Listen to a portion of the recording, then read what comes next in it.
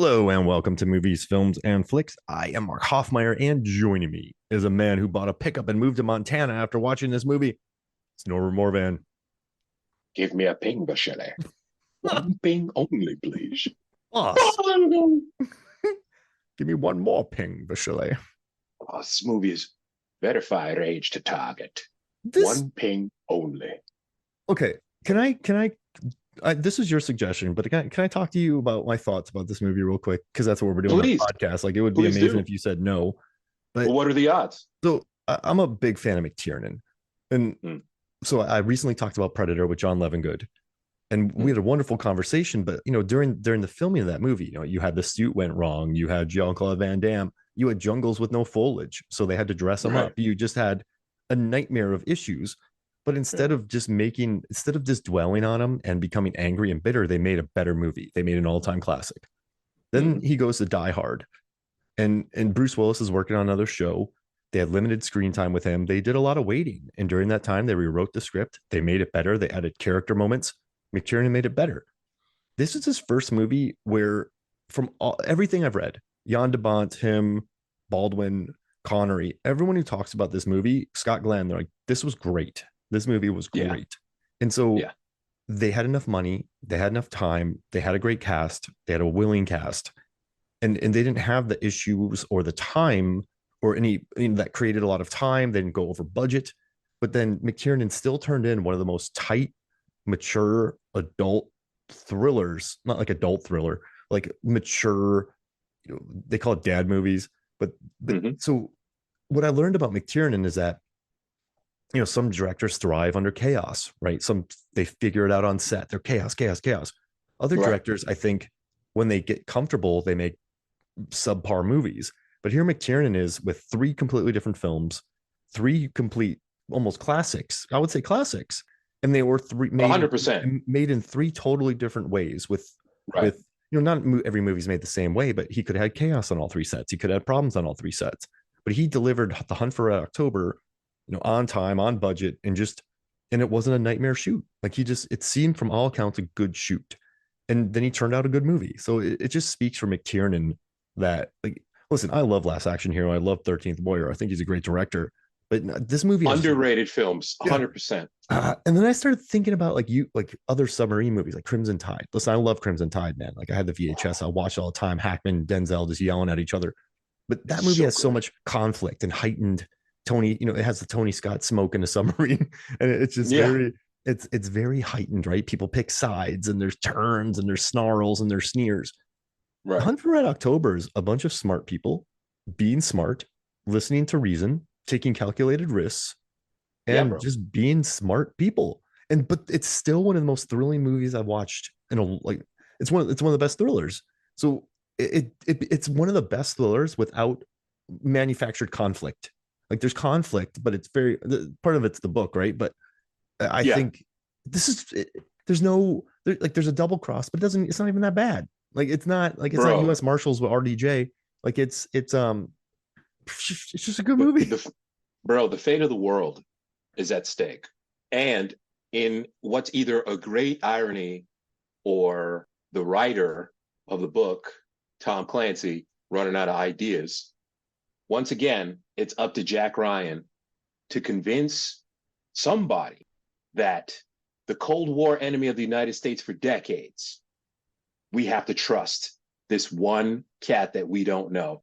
And Jack Ryan has to go up to the most violent parts of the U.S. government and try to convince them that a powerful Russian government official is not trying to start Armageddon for no apparent reason, just because I know him, because this is exactly what happened in the Sum of All Fears. The fate of the world's at stake, man. And this is why I think Clancy had to up the stakes in the Sum of All Fears. Well, I already tried this. Gee, how can okay, this time let's blow up Baltimore, because who cares about Baltimore? Yeah. Yeah. And I get that. So what you're saying is accurate. The stakes in this movie are global thermonuclear war. The Red October was built to start global thermonuclear war, period, point blank. The thing runs silent, runs deep, baby. Like whales humping. Like whales humping. That's what it sounds like, Were you Party because Boy from Jackass? That's what it sounded like. the caterpillar drive. Engage the caterpillar, Vasily. Engage the caterpillar. Just there's so much going on in this movie under the scenes. Under the scenes. Under the scenes? No. Under the Under the hood. Sea is a place for you and Under the sea. Okay. Because first of all, you got all these Russians who speak with terrible Russian accents. not even And trying. then they're not, okay? You got Sean Connery speaking with a Scottish accent, and then you got your boy, aka the devil from Damien, the Omen 3, Sam Neill, speaking with a Kiwi accent. Yeah. And you About come to find Montana. out that the best Russian accent, I think, Baldwin, because he's from New York. And so that's why even when you see him on like 30 Rock or whatever, that's why he was so good on 30 Rock doing impressions and whatnot. Because when you're in New York, you hear all these crazy things and you hear these different tongues and these different dialects. So he's always good at doing impressions. I found that his accent was better than Connery's, which is hilarious. What about Curry's? You know, well, I let me amend that. Curry's a goddamn chameleon. We know that. There's nothing Curry can't do. Remember he's slapping food on his plate in this movie, and they're like, "Doctor, leave." Doctor, are you done with the radiation tests? Do you have the results? Don't you need to GTFO ATM? Oh man. Bye. Because we are planning to defect. He's going to defect? He's going to I know him. His wife died. I know him. Come on. Oh, What's your evidence? Because I know the guy. I met him at dinner once, like 20 years ago. He's always Whatever. crazy Ivan. Wait, crazy Ivan. Crazy Ivan. Yeah. Crazy Ivan. That's right. That's right. But you know what though? Like there's he talks to government, the government, right? But at the end, he's talking to that guy and he's like, listen, I'll murder and I'll kill and I'll cheat, but I like to have my options open. So Right. what's like that? You know, that's The McTiernan. politician, yeah. You know, that's McTiernan just like putting that in there. But I don't know, because I don't know if it was in the book, but then they get that sorted. And then like I'm telling you, man, this is very like I know they wanted the studio wanted them to make it more like Top Gun. Like they put pressure on McTiernan and he goes, no. And then they put pressure on him to do this. He goes, no. So he just went out and this movie made bank like 144 million. It just cleared it. And and it's just I think this movie does well is because it flies by. And I'm telling you, man, it is so rare that characters are just like characters are just there's conflict. Yes, there's global war, like there's nuclear war. But when he shows up, right, and he gets on the submarine and he's talking to Scott Glenn, Mancuso. Like Glenn's like, here, get some coffee. I love that line later on. How's your coffee, Ryan? But like he's gonna have him arrested, but then he listens to reason. He does the crazy Ivan. They get on Periscope Death. They do the Morse code. He's like, I might be sending them the dimensions of the Playmate of the Month, which is hilarious. Yes, my Morse is so rusty. It's hilarious. But then they just talk, right? They just talk back and forth. And then he's like, it was a calculated gamble, my bad. But then and then Connery's shocked by that. And then it's just, I'm telling you, man, like movies where there's not like wildly prefabricated drama, and that's not bad. Like, listen, I love U571, right? I love Crimson Tide, but I don't know, like it's nice to watch a submarine movie where people are just pretty cool. Like there's a saboteur, but such a minor part. And there probably would be a saboteur on set. I mean, think about it. Because he doesn't want to defect. He believes in the glorious plan of the USSR, and he doesn't want to leave. The people on this boat, the guys who are part of his crew, and we get a cameo from Arnold Schwarzenegger's rival, that big dude. Yeah. He was also he also played the security guard in Total Recall. Well, he was his double for a long time. And he played the stunt double. Yeah. He shows up. He's on the crew. The crew Sven is just Thorson. down. Yeah. Thank you. The crew is down with Ramius. You know what I'm saying? However, they don't know everything. And for the most part, most of them are cool with it, man. The cook of all people wants to go back to Mother Russia. And he can hopefully get the Medal of Lenin. You get the honor of Lenin. This is what he wants. Scott Glenn, he's a buckaroo in the Yeah. parlance of Captain Ramius, because he's got his gun. You say he's going to defect? Yes, he's going to defect. You want to bet your life on that? Takes the gun. Scott Glenn does not suffer fools gladly, and he knows when to play chicken, because that's what they do in the 80s, man. In the 80s, they play chicken, and they decide the fate of the world with their knowledge of Morse code. That's why the 80s will always be an awesome time. And yes, I know it's 1990, but it's still the 80s in this movie, bro. And like Morse, Because they, oh, sorry. I was just going to say, because the movie came out after Gorbachev gets in, and they were like, nah, we can't have Gorbachev be the boss. This is going to be Cold War time. Yeah, they did the title card with the like this happens in the past. This isn't now. And, Connery got the entire script faxed to him, and I guess he didn't get the title page. He's like, we can't do this now. Like, why can't do this now? And he's like, oh, you didn't get the title page. He's like, oh, okay, we can do it now. But yeah, Gorbachev is weak. They went back in time, and like, yeah, this happened pre all that, and Right. too, like, I don't know, I just Scott Glenn was a Marine, so in this film he carried that weight of the character.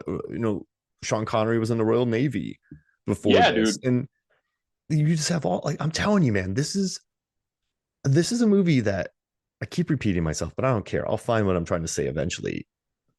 I just love when there's just like super, what's the word am I looking for? This is a heightened film. This is a thriller, but everyone just it's very tense. Everyone acts so smart. Tense. This is right. What? It's capable people being capable. Yeah, it's tense, and the drama is not contrived.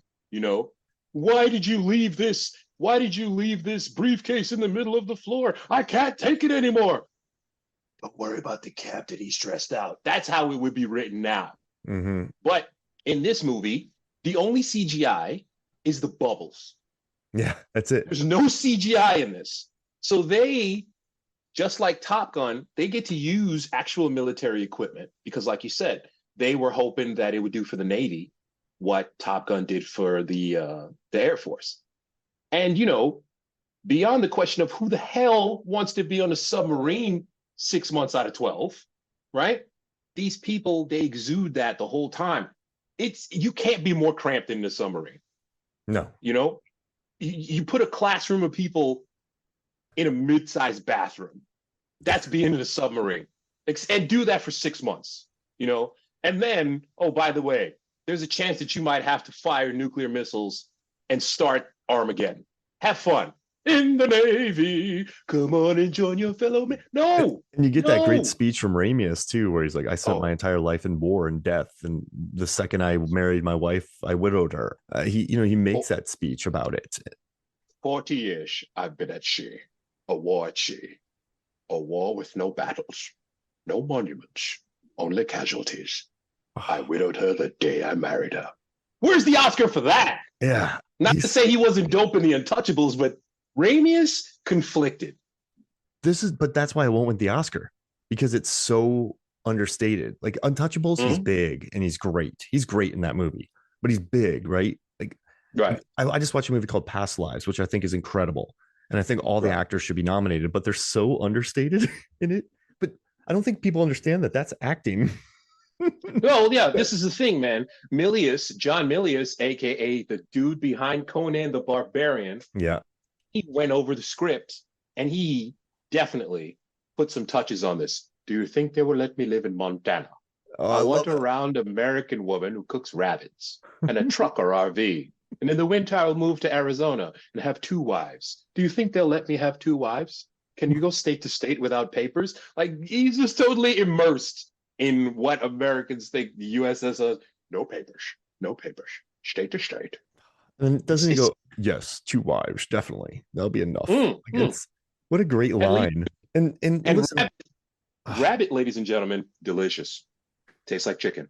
Plenty of them in Montana, I guess. So they are large rats, but it's delicious.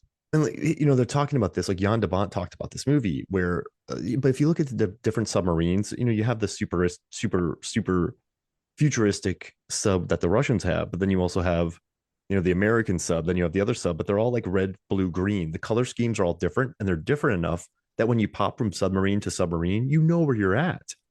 And Right. just like, this is a movie, they had gigantic they had bigatures, not miniatures, but they had big miniatures of the submarines. ILM loaded an entire soundstage with smoke.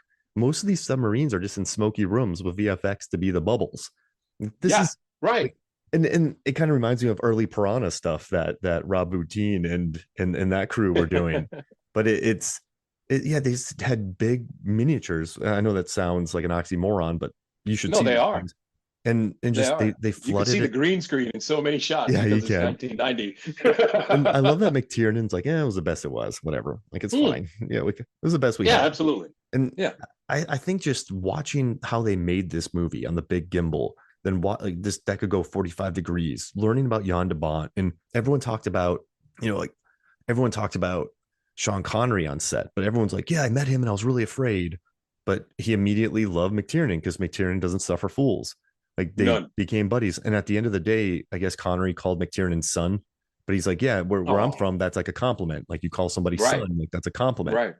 And then Alec Baldwin Right. was talking about it. He said Sean had the ability to stand there for 5 to 10 minutes. He was like, yes, it's me. I'll wait for this feeling you're feeling to pass over you. He's like, I don't mean that in an arrogant way. It had nothing to do with him. It was all about me and my reaction to him. So, like, he said he was very generous. But like, when you meet him, he's like, yes, I'm Sean Connery. Just get it over with. Like, Deal with it. Yeah. five, Deal with ten it. Yeah. I'm minutes. a legend. Yeah, Right. five, I ten was James minutes. Bond. Like, I don't think that's, you're being full of yourself. He's just used to it. He's like, just, No. Right. if he was like, no, no, no. But if he was just like, yes, it's me, get it out of your system, let's go to work. Then I guess Sean loved Baldwin. Sean loved McTiernan. Sean loved Jan de Bont.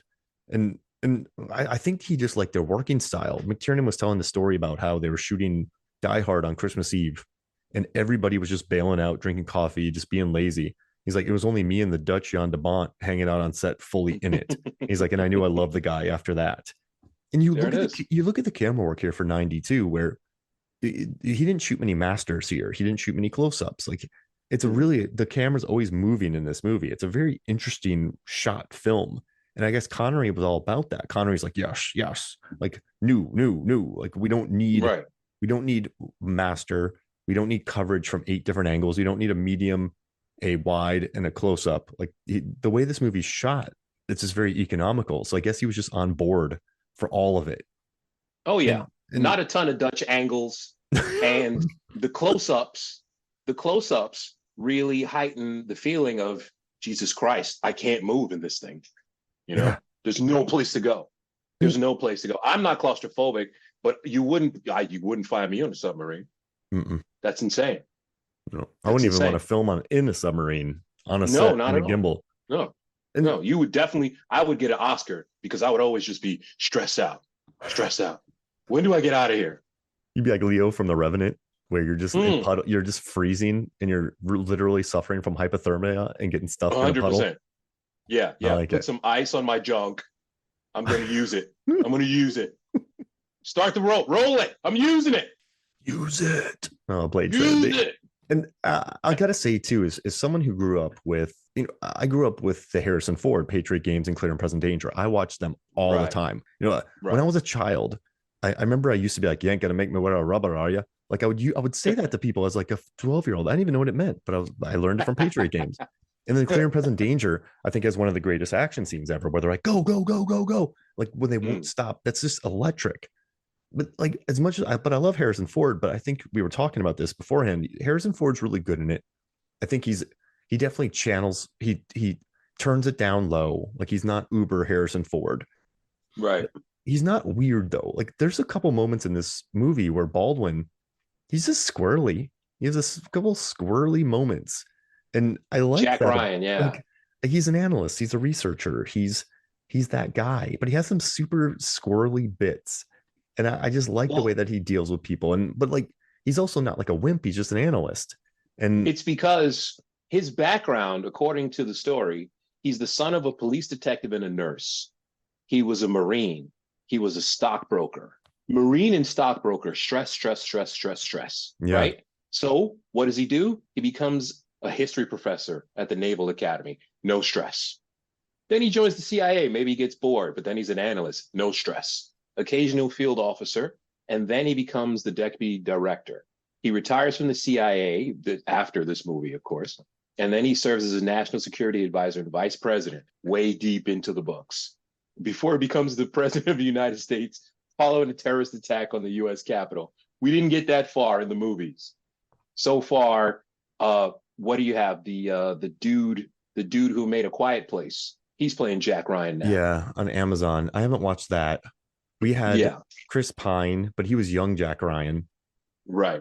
And then we had that movie wasn't bad. Flack, Ben Affleck, and Sum of All Fears. I like the way that Affleck did it, because he was definitely channeling some Baldwin, because he was a little weirdo too. Can I tell you something? I did an episode recently on The Town. It's out, and I've always liked Affleck. I've always felt like he was just, I don't know. But I was watching The Town and like watching how he directed it and how he took a simple story, went back to Boston, went back to his roots. Like he made Gone Baby Gone, and then he went and made The Town. But he realized that Renner had a hot hand, so he just put the camera on him. But like learning everything I did about Affleck for that movie, he's a smart guy, and I think he great storyteller. Yeah, great storyteller, but he gets it. So I think his Sum of All Fears was good because he tried to go back to Baldwin. He didn't try to be uber Jack Ryan. Right. And so I dug that about Batman. Him. Also, best Batman. Don't at me on that, folks. Keaton was insane. Like Keaton, he only lived to be Batman, and he's just weird and nuts. So that's why he's my favorite, because I feel like to be Batman, you got to be insane. The physicality. Yeah, or just oh no, he's huge. Oh, dude, he brought the physicality, and when he was Bruce Wayne, he was definitely talking down to you. Like he didn't give a shit. I found that he nailed it. He nailed it so much. When he played the Bruce Wayne in public, yeah, whatever. Yeah, I'm a billionaire, so what? And then when he wasn't in public, my parents are dead.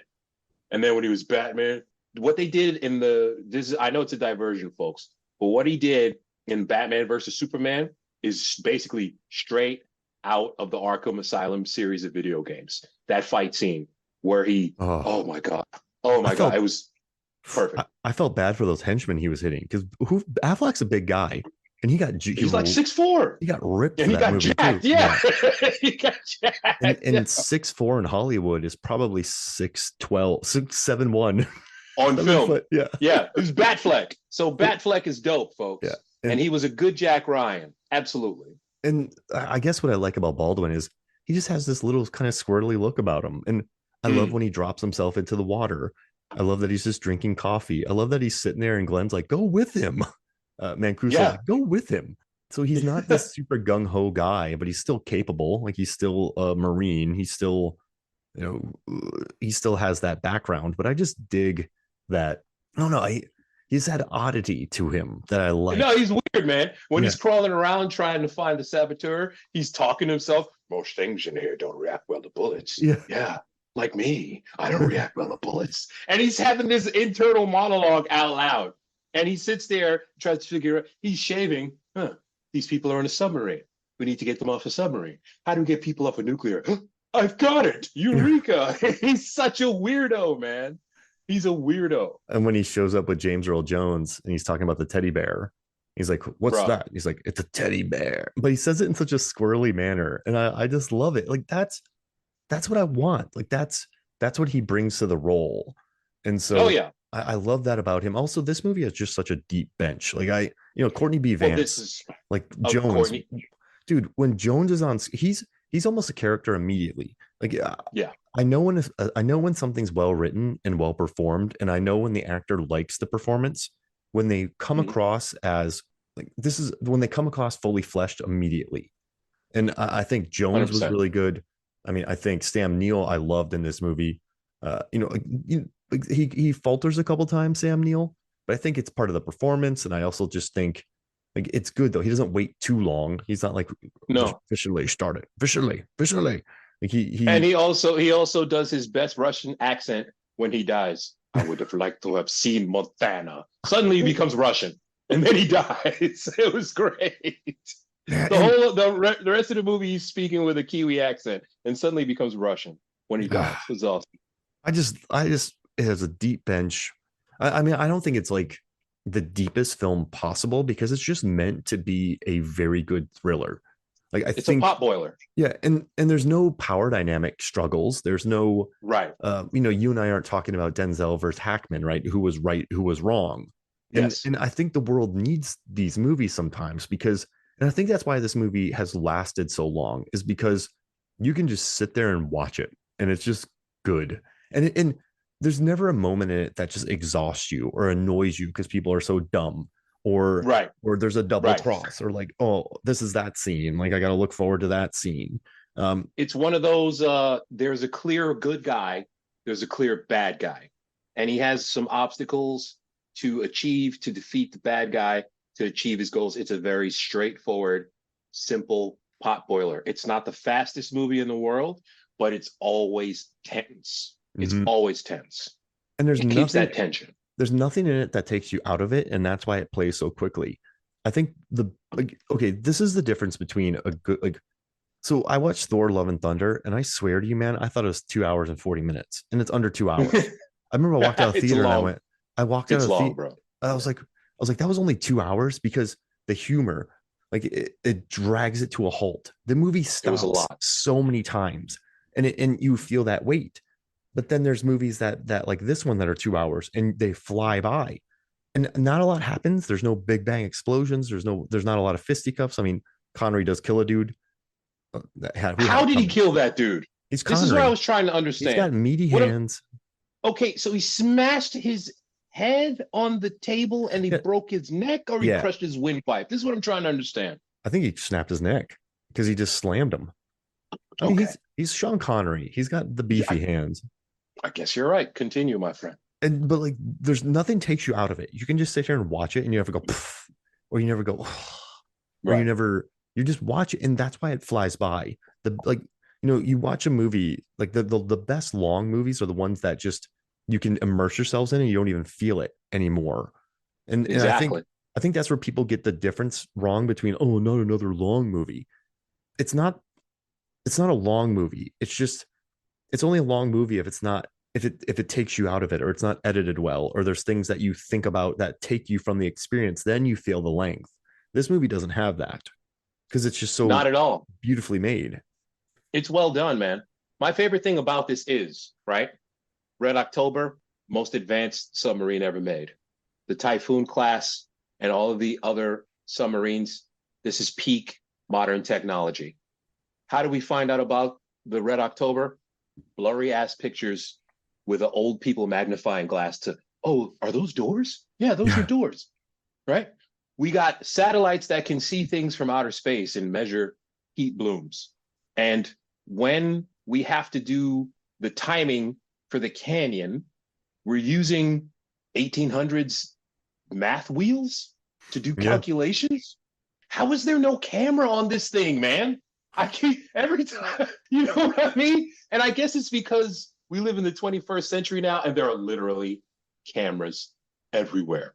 Mm-hmm. Ladies and gentlemen, I need you to understand, okay? This is not even me being paranoid.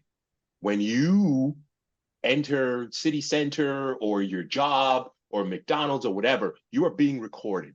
There are cameras everywhere. How the hell are these submarine drivers, I'm sorry, pilots, drivers? Submarine pilot. Yeah. How the hell are they not just running into whales?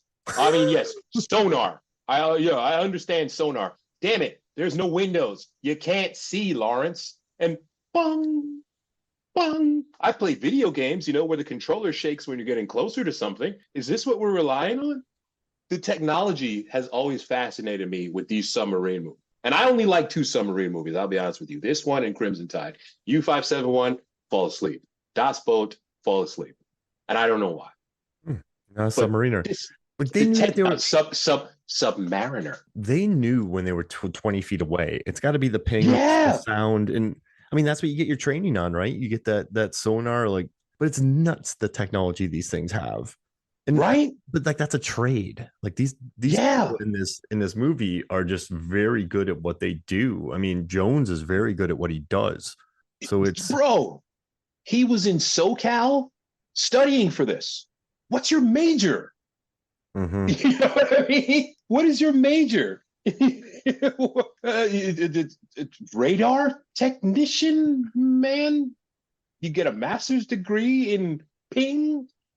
It's fascinating. So when I think about submarine movies, I guess this is the way when I think about U-571, I just think about people on the, for lack of a better term, steering wheel, just jumping up and down like Star Trek because they're getting hit with waves. It's still a lot of fun. I mean, you got Billy Pax, you got McConaughey. I'll take it.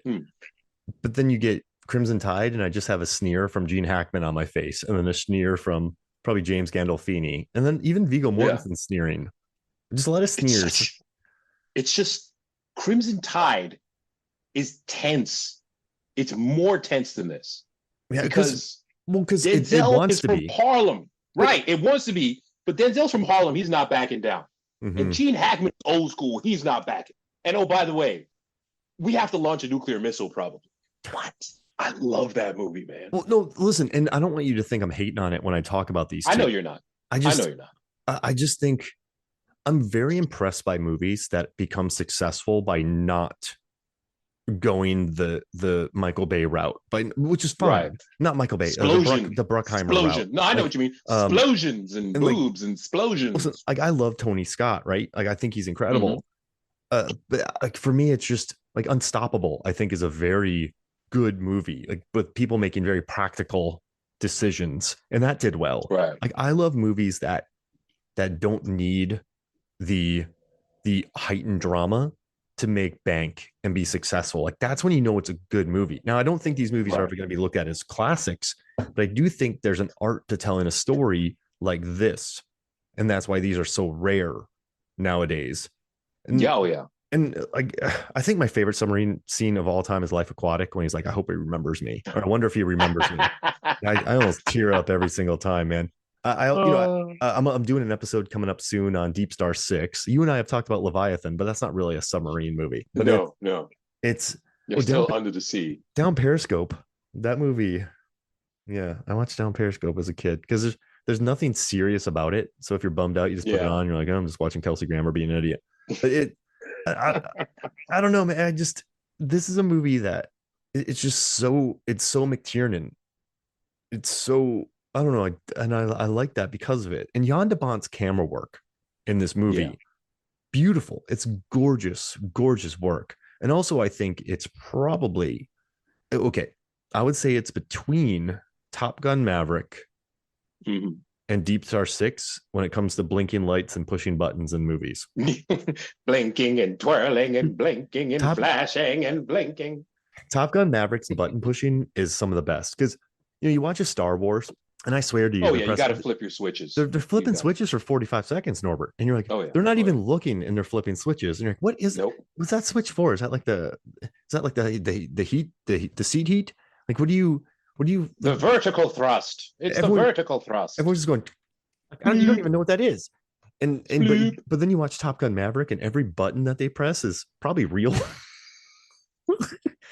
They got the planes, bro, and they were in the planes. Yeah. So when you watch all the button pushing, you're like, yeah, that makes sense. I like that. And then Deep Star 6 has so many blinking lights that I'm like, this is really good. Like the late 80s, 90s, early 90s had some great blinking light movies. Oh yeah. And this one here, not only do we get the great camera work, but we just get the excellent script. Yeah. What are the stakes? This thing could park a couple of 100 warheads off Washington or New York, and no one would know anything about it till it was over. Musical sting. Okay, I got it. We're all going to die, right? You don't understand the crazy high tech. They do the Star Trek thing where they use the jargon and then they explain it with like a metaphor. Not if we stay in his baffles. Not if we stay in his baffles. We come in behind his propeller, they'll be deaf as a post. I get it. I know what baffles are now. It's just so well written. And then Ramius, Peter Firth, Mr. Putin, before he gets killed, he's just sitting in Ramius's room, smoking a cigarette. I don't have any privacy. Well, comrade, privacy's not a thing, you know what I'm saying? Because it's the Soviet Union. Also, you're underlining things like, I have become death, destroyer of worlds. Bruh, are you okay? I mean, you're driving a multi-megaton nuclear sub and your wife is dead. You're kind of moping about. Do we need to tell the Politburo something? Huh? Do you need some free, socialized medicine, get your head right, because you seem to be really cool with Oppenheimer, like after he realized he made a terrible mistake. And that's not where we need you to be, bro. We need you to start World War III, not hesitate. And then he breaks his neck because Yeah. Connery, meaty hands. Fascinating. Yeah. This is where I was. Just wipes his head on the ground. And Yeah. but someone could, but like, someone could have found out about that. That could have been drama. There could have been someone on this. Like, none of that happens. No. He's the captain. He just spilled some crap on the floor. There's been a terrible accident. Oh, that's too bad. And he just burns the papers. Nobody's going to smell it. That's another thing too. Yeah, Bro, that you're was a submarine. Why are we smoking so much? I mean, it's going to hang in the air, right? I know it's the 80s. I get it. But for Christ's sake, dude, that's a lot of airplanes. smoke. People smoked everywhere, though.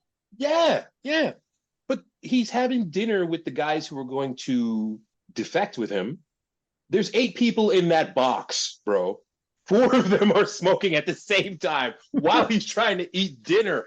What's going on, man? Yeah. Oh, don't worry. It's fine. A lot of dry mouth on that boat. That's for sure. And then they use cigarettes when they get on the boat, and no one speaks English. They're just tensely staring at each other.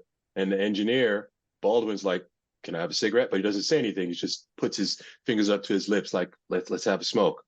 And once again, cigarettes bringing people together for thousands of years. I love this movie. I know. There it is. It's the little touches, brother. I'm telling you. Dr. Crusher. I thought she was a nanny. Apparently, she was supposed to be his wife. Yeah, no, she was a wife.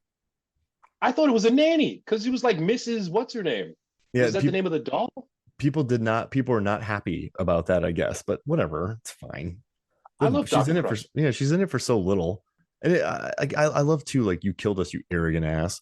Like, it's like, that's a great scene. Like, I love that the arrogant guys in this get killed. The people who, like, you have Ramius, right, listening to reason to a certain extent. Yeah. You have Mancuso listening to reason, and then the one guy who eats it's the arrogant dude who just doesn't who doesn't think, who isn't smart. First of all, Sarsgaard is in the movie for 3 minutes, and he is just such an awesome final boss. Yeah. Period. Full stop. He has one of those great lines of dialogue where, what does he say? He's like, "We're going to kill a friend, Yevgeny. We're going to kill Ramius."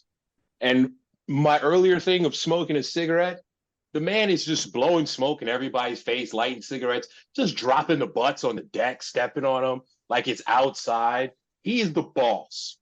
Mm-hmm. And we're going to kill a friend, but after I finish the cigarette, I'm ready to do it. I'm over it. It's not so depressing. Let's get it on. Fred Thompson, the late Fred Thompson, who became the senator of Tennessee 4 years later, he's just doing his thing. He's great in it. He's so great. I thought he was always a good actor, even when he was on Law and Order, because you were talking about the bench of people. Ramius is Navigator. He's got this cleft chin that's unbelievable, and he does these high tech. He has to figure out exactly where the boat is underwater while there's current. The thing is moving at 25 knots. They're in a very small canyon that they're making the red run. And he's like, "Dude, we're 8 seconds over." But he uses his little spin wheel, not even like a TI-85 calculator, because I had one of those in high school. He's just like his little spin wheel. Everything is analog, and they have the most advanced computers. That's why I love this movie. Like you said, man, people are competent. They're not doing dumb things. Bing, bing, bing. Everybody's just calm. And there's all this beeping and flashing and beeping, and then lights turn red and you can't see shit, and somebody's blowing cigarette smoke in your face, and down bubble. Countermeasures.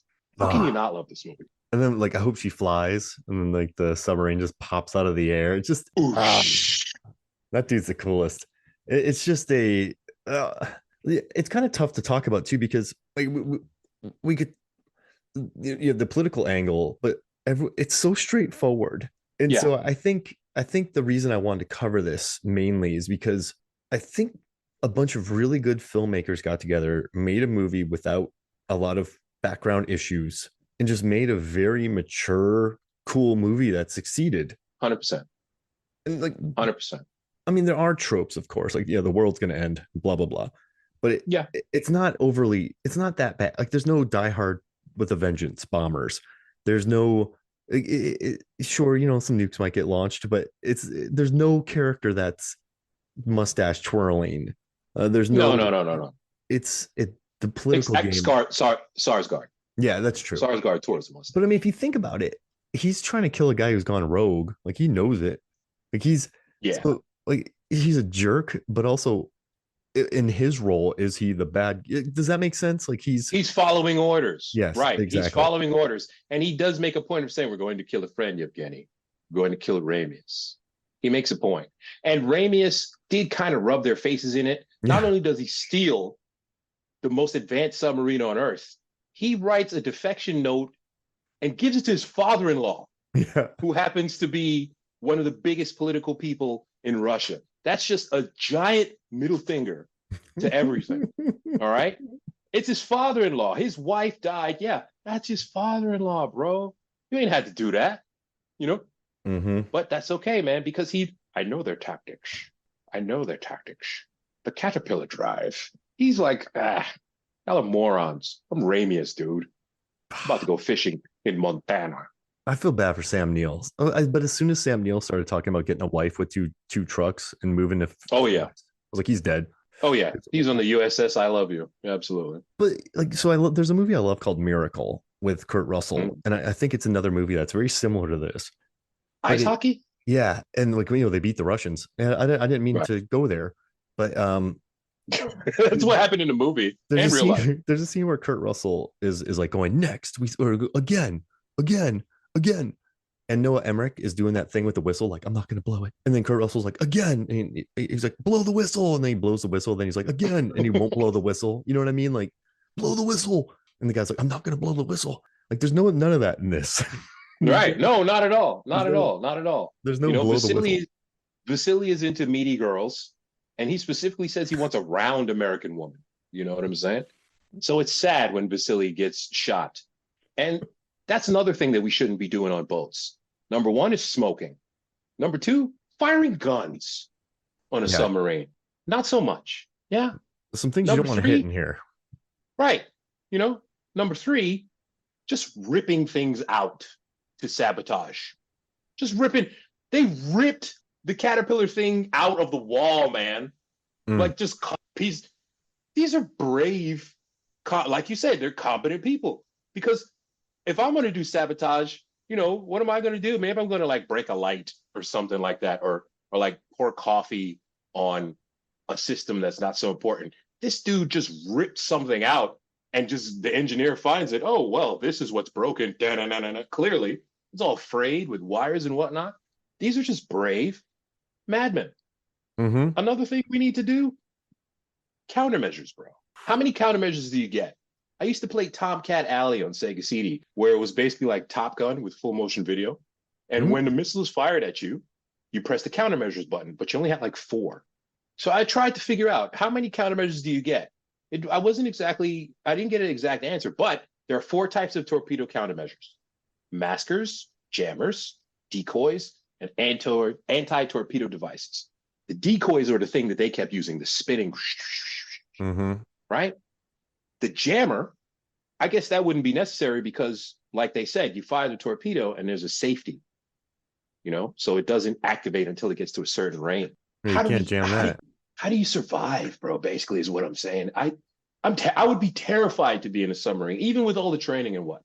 I love what they said. Shooting at me. Remember when Connery goes at Skarsgård and the thing doesn't have time to explode, and then the next time he goes, he'll take off that failsafe and it'll just blow up. And you're like, oh, okay, so they burned that bridge, and then they do the countermeasures, but that doesn't work all the way either.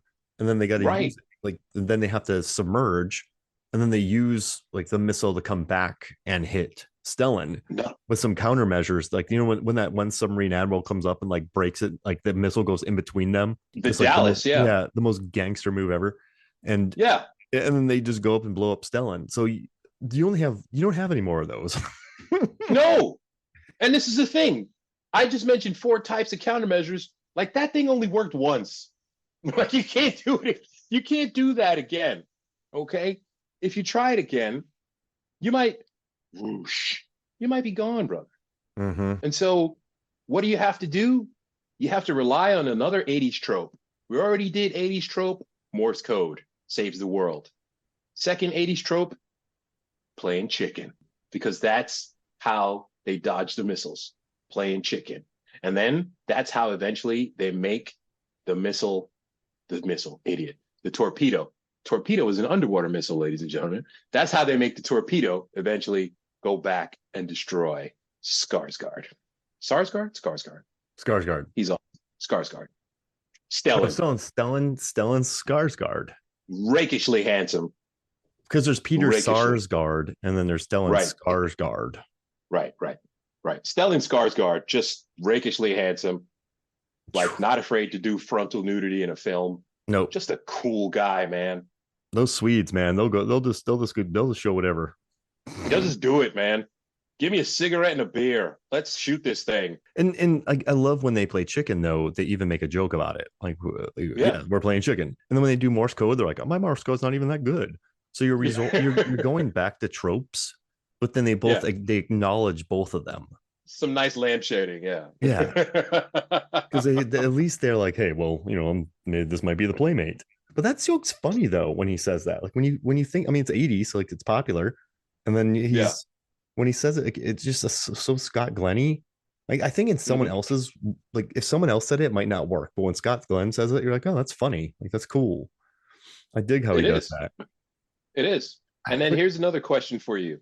James Earl Jones flashes his badge at you. I was never here. Do you immediately wet yourself? Because I would. Because he hit you with that gravitas. And you're just literally covering up a massive international incident. And you have to do it because James Earl Jones tells you, do you have instant fear? Do you just capitulate? Sir, yes, sir. What's your reaction? Okay, so if I would look at him, I got it. Like that's what I would say. I'm just like he has the power. You're not going to say anything. I don't think I would be totally afraid, and I don't know if I would buckle. I think you just like I wouldn't be intimidated by him. Okay, I wouldn't be scared of him, so I wouldn't be like, yes sir. But I wouldn't. But I would just look at him and be like, I got you. Like not that casual. Does that make sense? Like it's like he would look at me. You can't because you can't just be like, yeah, that's what's up. Yeah, you can't do that. So I would slap you. I'd want to give him a look and be like, got it, sir. And then he would look at me and be like, all right, he's got it. And then just goes away. Does that make sense? See, that's the Florida in you. Me, I'm from New York, and I'm very 80s New York, and I have just the I'm very Peter Parker, I would be very, very Forest Hills, and just I mean, we have to call some. Can you sign your? Can I get a confirmation? Can you send it in an email? Even though it's 1990, the email would arrive 2 days later. You know what's funny? When I've gotten big orders on film sets or conventions, when people have been like, even yelled at me, I always go, got it. That's always been my response on it. No fear. No got fear. It. No fear. Like Hoffman, go get it. Got it. Like no fear. Copy that. That's the difference between me and you, my friend. No fear. But like, I don't think those people wanted fear from me, so I just talked the least amount as possible, and they liked me. Right. I worked with this guy that if you tried to talk to him a lot, he would just walk away from you. So he's like, Mark, you good? Yes. Do you need anything? No. And he's like, what do you think about? And then he's like, well, what do you think about this? I'm like, I'll go check it out. Like that was it, and he loved me. Because you did the damn thing. Yeah, and so like on film sets too, my main goal in film sets was just to not have people worry when I was there. It's like, yeah, Hoffmar's got it. Like that was my thing. Like, Mark, where are you? Ready? Like, or behind you. just if you hired me, I didn't want where I was at to be an issue, and I also didn't want to be bothered. So yeah, totally. They could just let me exist over there and don't talk to me much. So I think that's maybe what it was. But yeah, it's a wonderful life, man. Yeah, I'm a different Mark on film sets and other places. I was just, people call me Grumpy Mark, but I think because when I think I look grumpy or just intense, and you always have to think about something on set. So everyone just thought I was like this pissed off dude walking around not talking to people. But No, but you were handling business. That's all. that's I right. get that. I'm there to work. I get that. So That's how New Yorkers are, and that's why people think New Yorkers are jerks because we got things to do, places to go. Excuse me, can you tell me? No, I'm busy. yep. You know I'm what I'm saying? I'm a busy guy. I'm busy. Oh, And this movie, instead of giving us Chekhov's gun, we get Chekhov's submarine, yeah, we do. the DSRV rescue sub. Yes, And, yes. oh, what is the DSRV rescue sub? Well, Jack, it's a sub that's rigged with a generic docking collar that can mate with any sub and get anywhere within 24 hours. Might come in handy. Wink. I love that. Thanks, I Jeffrey love that. Jones. Thanks, Jeffrey Jones. Delete those pictures off your computer, bro. Oh, zing. Listen to our Howard the Duck episode. But yeah, man, yeah. Check out. But you know what? I love when it parks, for lack of a mates, with the gigantic submarine. Like I love when it comes out hilarious. of nowhere. And Yeah, this movie just works, man. And listen, it's well made. I put it up there with like a Ford versus Ferrari, Right.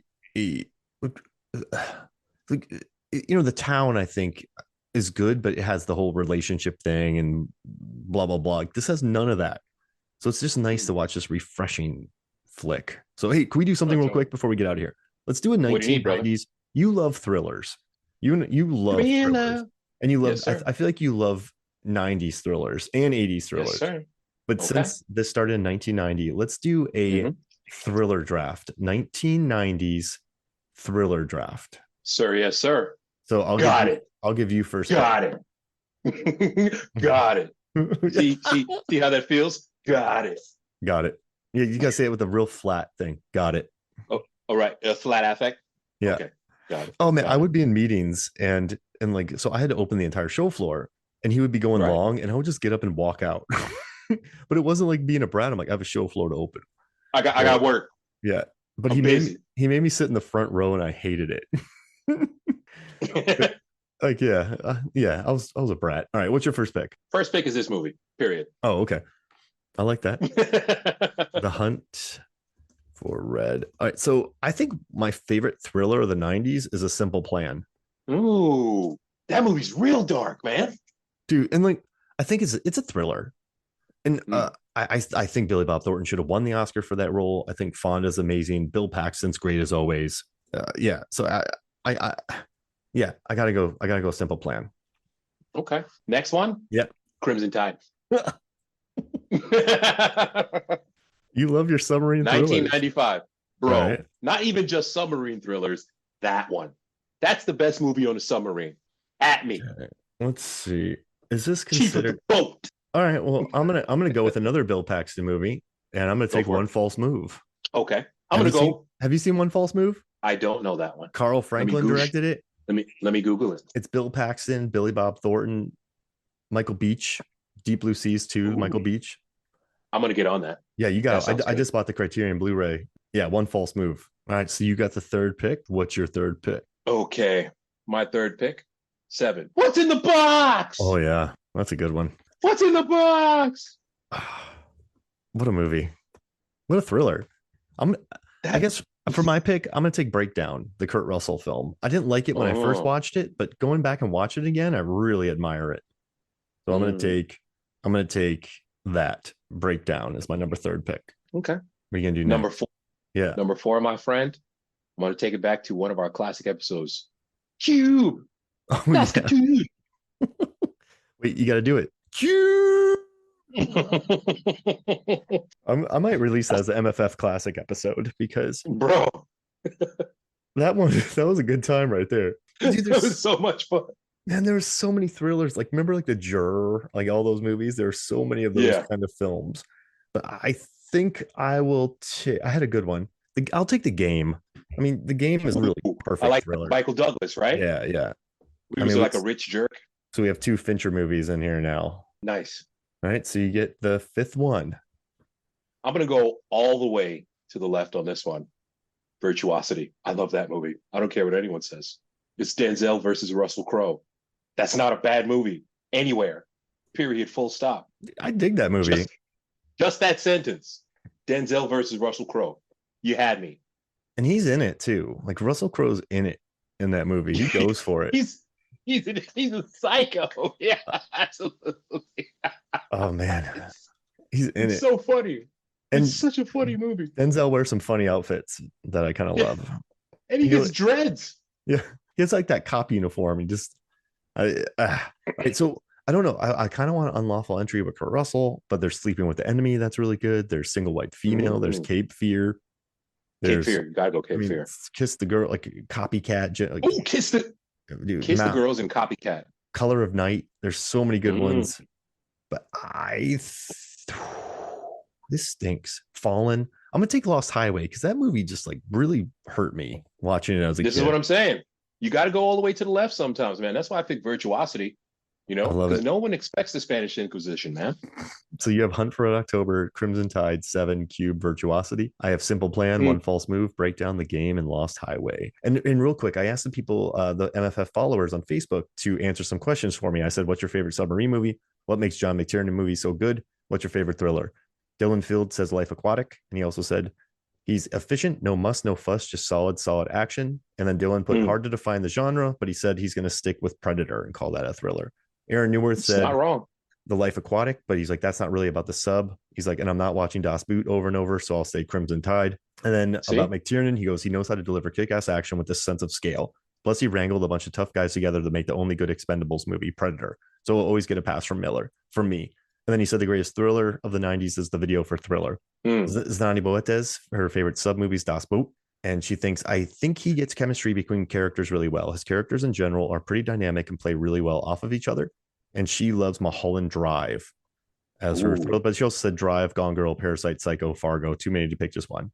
Billy Boyko says U571. And he put, I agree that the characters are always well written. He doesn't overcomplicate the characters either. And he loves Collateral, Seven, or Memento. Collateral's just so unbelievable. So good. That movie comes out of nowhere and it's just amazing. I was expecting it to be good, but not as good as it was. Dude,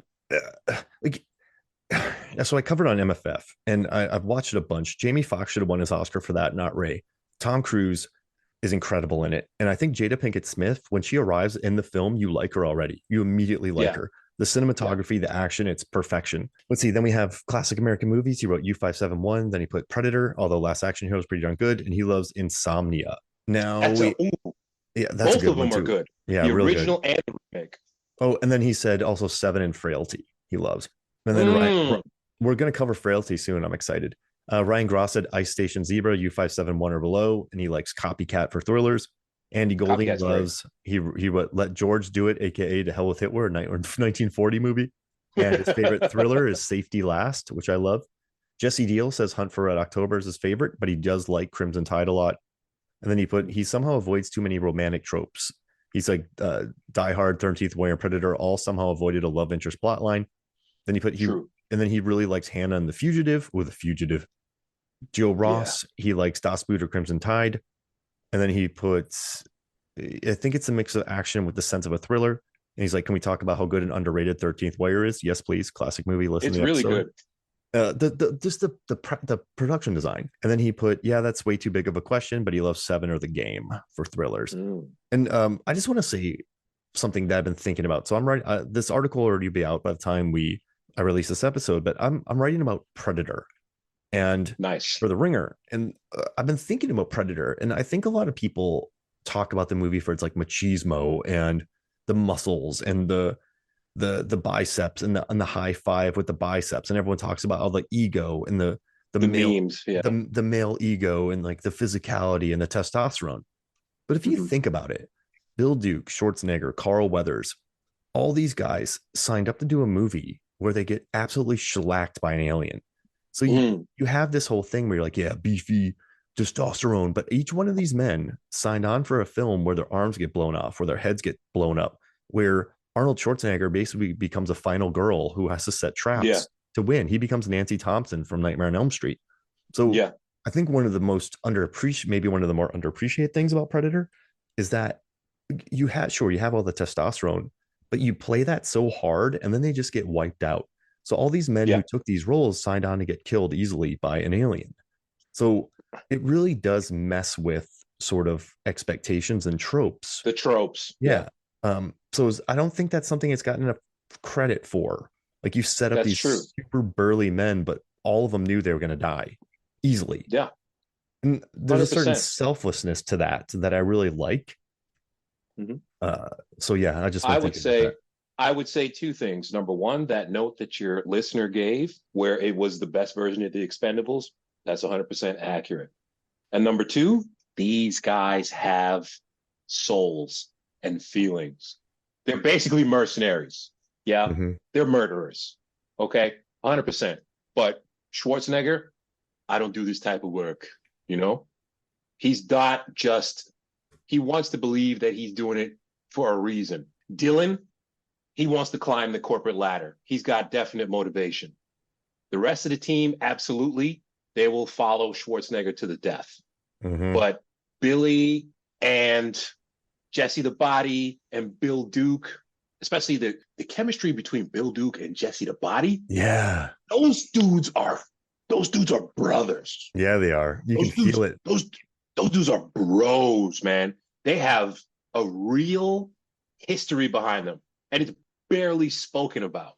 But when they do say something, there is a depth and a background that you just feel. They fill in the blanks with their emotions and the looks on their faces and the way that they act. And again, these men are murderers. Mhm. They're definitely murderers. They've murdered a lot of people, Yeah, they did happily. but they are not psycho. Yeah, and they get And when shellacked. yes, they do. And when I say they're not psychos, it takes a certain psychosis, sociopathy to just be a murderer for the government. But they're not like the Joker. Yeah, they're not Gary Oldman from The Professional. You would want to hang out with these cats, you know? And if you ask them, so did you ever kill anybody? They would give you the look. That's not something we talk about. But yes, I did. On a beard. Yeah. So yeah, that's my view. And that's why the movie is just an all-time film. Oh, Because they're it's not so good. cheerful murderers. No, and they go down so easy, which I love. Yeah, Like they do. Yeah, they it takes a certain selflessness to portray this super badass dude and then just get killed easy. Like I like that about the movie. The Yautja is not for play, my friend. Mm-mm. Mm-mm-mm-mm. All right. Well, hey, thank you for joining me, Norbert. Thank you, my brother. Hey, where can people find you before we get out of here? At Eddie Kane on, I'm still calling it Twitter. I don't care.